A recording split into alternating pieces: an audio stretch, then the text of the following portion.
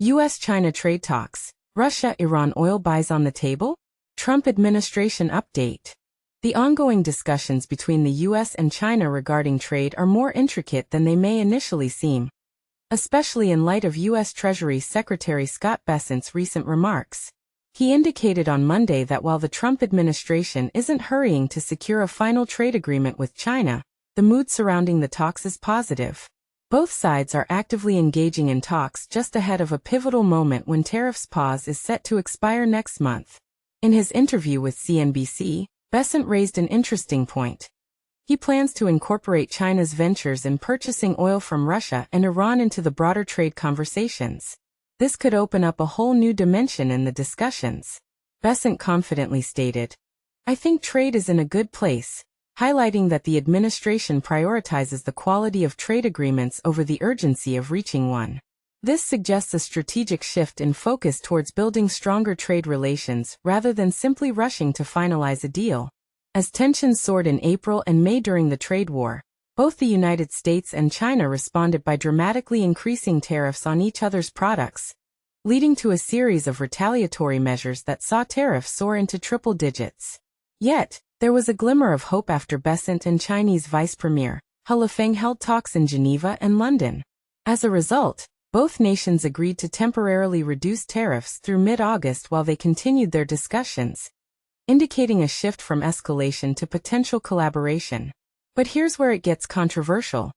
By including geopolitical issues like energy purchases from nations such as Russia and Iran, is this a step toward more comprehensive trade relations or a diversion that complicates negotiations? What do you think?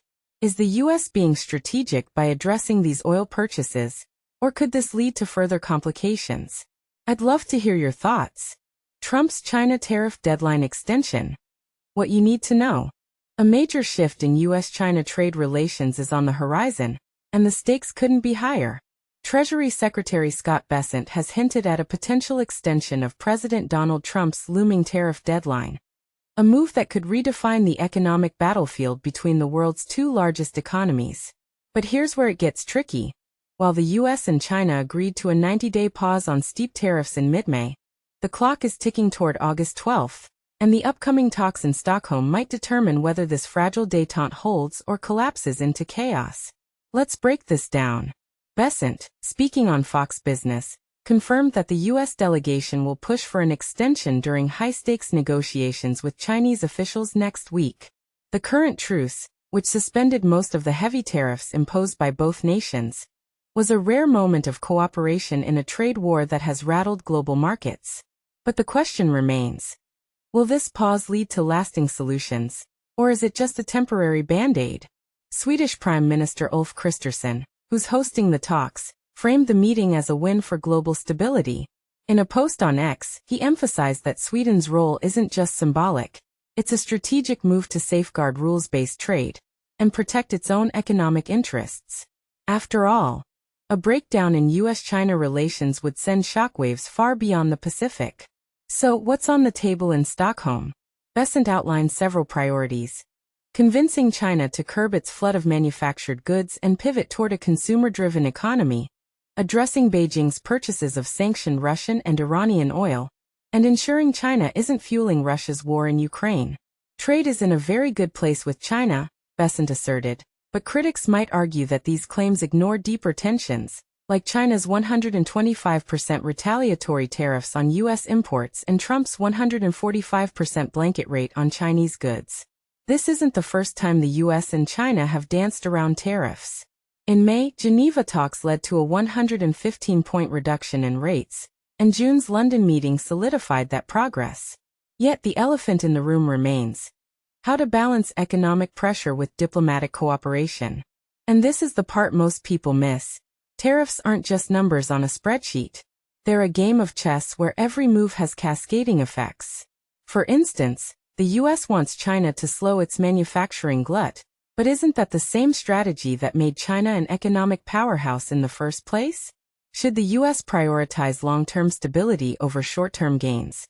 Or is this a case of reshaping global trade to fit American interests? As the world watches Stockholm, one thing is clear: The outcome of these talks could either stabilize global trade or plunge it into deeper uncertainty. But here's the twist. How much of this is genuine diplomacy, and how much is posturing for domestic audiences? We'd love to hear your take. Do you think the US and China can strike a deal that benefits both sides, or is this just another round of empty promises?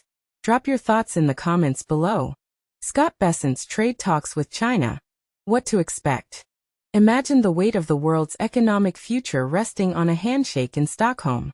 That's the scene setting up next week as U.S. Treasury Secretary Scott Bessent prepares to sit down with his Chinese counterparts for a crucial round of trade talks. This isn't just any meeting. It's the third installment in a series aimed at prolonging a fragile tariff truce and broadening the scope of discussions between the two economic giants. But here's where it gets controversial. The current truce, a delicate balance that has kept trade tensions from boiling over, is set to expire on August 12th. The clock is ticking, and the stakes are higher than ever. So what's on the agenda for Bessent and his Chinese counterparts during their two-day marathon in Stockholm? Let's dive in. Bessent, speaking on Fox Business, dropped a hint about the upcoming talks. That deal expires on August 12th, he stated, referring to the impending end of the current trade truce.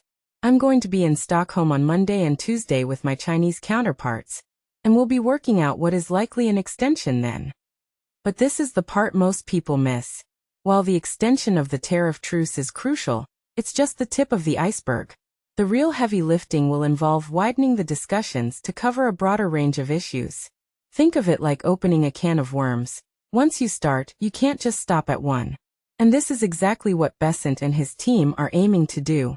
They want to tackle everything from intellectual property rights to market access, and even the thorny issue of state-owned enterprises. But can they pull it off? That's the million-dollar question. The outcome of these talks could shape the future of global trade for years to come. So, what do you think? Will Bessent and his Chinese counterparts manage to extend the truce and broaden the discussions, or will they hit a roadblock?